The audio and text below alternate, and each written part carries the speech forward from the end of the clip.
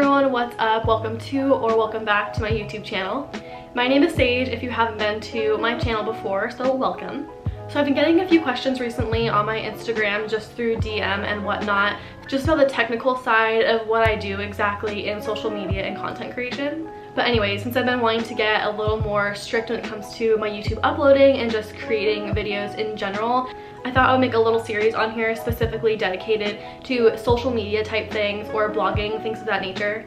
Just because I think it'll be easiest for me to explain it this way as opposed to over DM. So there's one topic today I really wanted to dive into, and that is blogging equipment. Now I know when you're first starting off and you have an idea of, hey, I really want to start a blog, or I really want to start an Instagram account, anything like that, it can become really intimidating when you think about the technical aspect of that. But I want to reassure you guys that there's only a few simple things that you need to get started, and it's really not super complicated. And of course, if there's anything in this video that I missed, or you have any remaining questions after the end of this video, please feel free to leave them in the comments below, or of course you can DM me on Instagram. I am honestly super active on there, especially because of quarantine. I'm probably way too active on there now. I feel like this whole quarantine situation has made me very productive on some days, but I swear there's also days where I literally just want to lay around on Instagram or on YouTube. It's really bad, but it's all about that balance, right? But that still counts as like a balanced life, right? So without me rambling too much, let's get right on into some of my tips. So the very first thing I want to go over with you guys, which is pretty obvious, is the camera. So when I very first started out blogging, which a lot of people don't know this, but I actually started on Wix, which is a website builder, but that's a whole nother story. When I first started creating content for that website, as well as the early stages of my WordPress blog, I actually just used my phone. Especially with the recent advancements in the technology of the iPhone. Most people do have an iPhone. If you don't, I'm sorry, I don't really know much about other phones, but I know an iPhone works super well when you are first starting off your blog or Instagram. If I'm being honest, there's days that I don't want to carry around any sort of camera. I just want to have my phone in my pocket and take really spontaneous photos. Even to this day, there are photos on my Instagram account that are just taken with my iPhone. Which of course, when I started getting more serious about content creation, which during that time, I feel like there wasn't even a term for content creating, it was just blogging. Anyways, I'm getting so off topic. But my point is, there came a time where I wanted my photos to look a little crisper, a little more professional and clearer. So I ended up getting a camera from Costco actually, and that camera specifically was a DSLR camera, which means it was a little bulkier but took really amazing photos. So this camera was a Nikon D5500, and I ended up using that for years actually. And this camera actually lasted so long. I still have it. The battery life is amazing. Nikons are really great cameras. If you're looking into getting something more professional, I would recommend a Nikon or a Canon. So I ended up using this camera for my blogging, but also in a more professional workspace as well. My allergies have been killing me, by the way. If I sound really stuffy, it's because of that. But anyways, I really loved this Nikon camera. I used to take it to blogger events that I would go to, or to shoots, things like that, and it was really great. It always worked really well. It just became too bulky to carry around, and honestly, Nikons are not known for their great video work. So a lot of my older YouTube videos, if you look back at some of them, they're filmed with that camera, but it had a big issue with autofocus. A lot of my footage would end up very blurry without me knowing, or I would think it was in focus and it wouldn't be. It just got really complicated. And as a lot of you know, I absolutely love YouTube, so I'm on it pretty often, and a lot of the content creators I watch use Canon cameras. So I started to do my research, and I looked up a few different Canon cameras that were more handheld, where the screen could flip up. I even started watching YouTube videos that would review different Canon cameras to see what features I would want and what features I could go without. So long story short, I recently got the Canon G7X, which is what I'm using right now to film this video. I'm honestly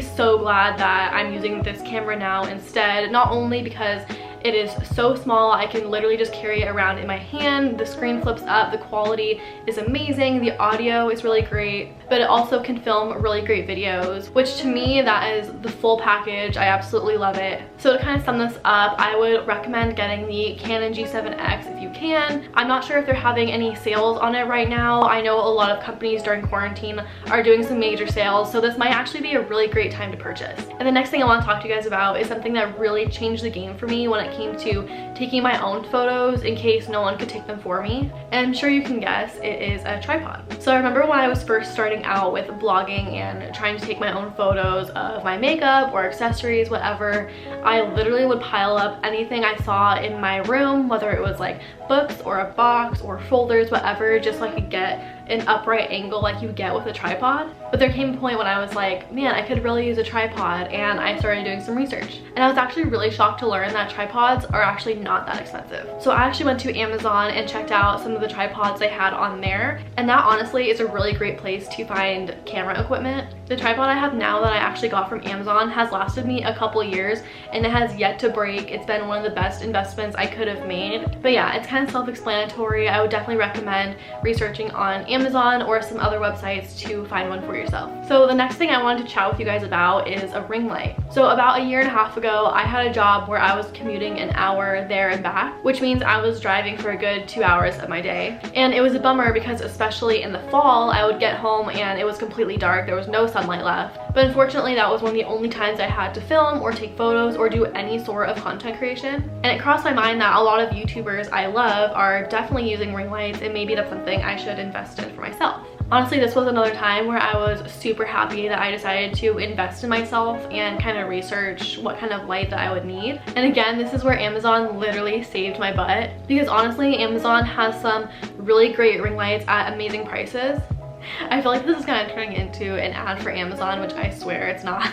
But if I'm being honest, most of the equipment I have is straight from Amazon. So again, I went over to Amazon, did a little search, and I kid you not, they literally have so many options when it comes to ring lights. I personally use the newer ring light, which came with a full set of things. For example, it came with the light, the tripod to hold the light, the cable that connects into the outlet, and it came with a couple filters. I think they're orange and blue that you can put over the light. But yeah, ring lights work really great if your room doesn't get a lot of natural sunlight. I prefer to shoot all my photos outside in the natural light, or if I'm doing a video, to sit in a room that has relatively good lighting like this one. But sometimes that's just not possible, and that's when I set up my ring light. So those are the three main equipment type things that I use I would recommend definitely looking into or buying. And then I'll quickly mention a few things when it comes to my computer and the software that I use to edit and all of that. That in itself could be a whole nother video, and there's a lot of stuff I'm planning for that. So when it comes to my computer, I actually just recently got a new computer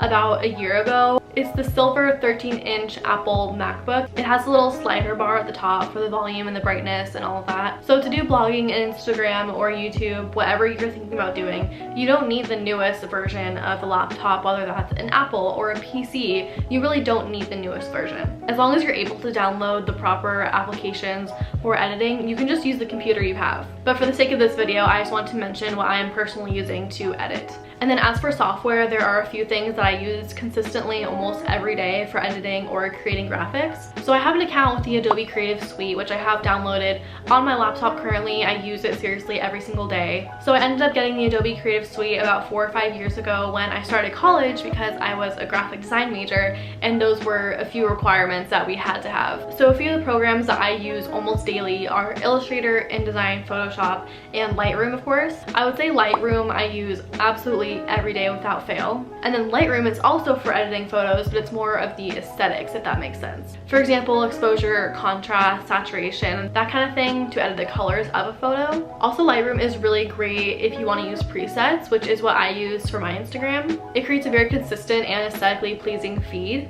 Illustrator I love to use to create graphics, for example, a YouTube banner or a graphic for Instagram or a graphic for Instagram stories, things like that. InDesign is more for if you're creating books or even resumes, like professional documents. Photoshop obviously is more for editing photos, like actually changing the structure of a photo. However, I will say I feel very blessed to have these types of programs to use, but there are dupes for them that you can use. Oh my god, the children are screaming outside. So when I first started out with blogging, I actually didn't use Lightroom to edit my photos. I used VSCO, which I'm sure a lot of you are familiar with. VSCO girls, or VSCO this, VSCO that. But it honestly is really helpful if you want a super easy way to edit your photos. I'm pretty sure the app is free. It was free when I first started using it. Another great app you can use is Afterlight, which is something I still use to this day. And that adds really cute dust filters or light leaks to your photos. It kind of just adds a little something to the overall look of your photos. video. I actually have a whole video on my channel from a few months back